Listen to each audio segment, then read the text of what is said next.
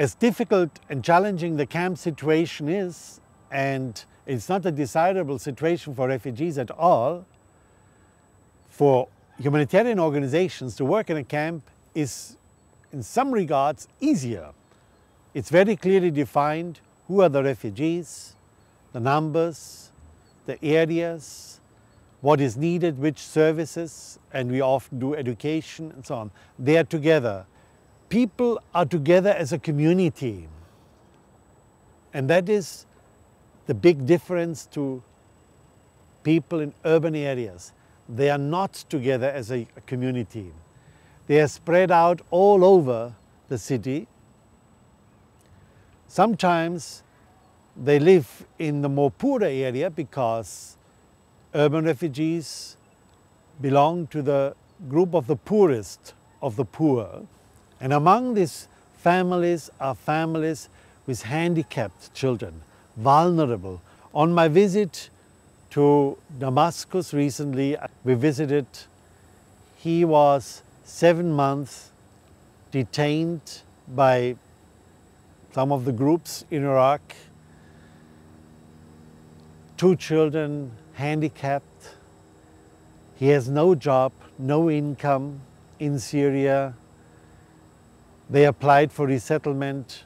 They wait in their poor flat. And that's the situation.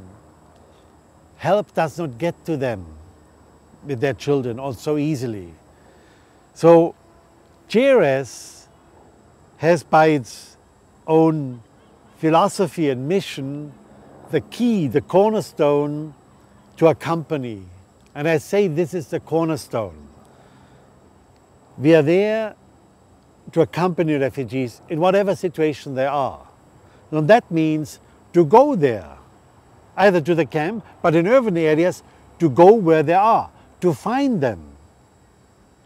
So this approach, which is also very much pastoral in a wider sense, as a church organization, they care for people, pastoring for people, finding them, going where they are, is a very helpful method for this work to go to the people, visit the families. So we have everywhere teams in Nairobi, Damascus, Aleppo, and Amman, teams which visit the families regularly and then refer them to different places where they can get help.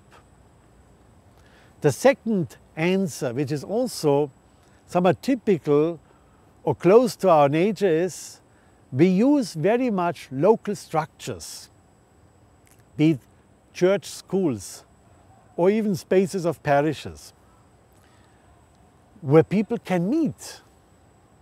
They can meet in a neutral ground, neutral at least in terms of politics. In a number of places, we have refugee centers to have activities in Syria and in Jordan, but in particular also in Addis Ababa. There is a refugee center. Only refugees can meet there. And a number of activities go on there. Some learn English. The little children from Congo, from Somalia, from Sudan, from all kinds of places in Africa are there in the afternoon class learning English. I sometimes say Addis Ababa is a place of the African Union. The African Union is not just the politicians. Sometimes the politicians break up the union, but the little ones who learn together today English, they are the ones who create the new Africa.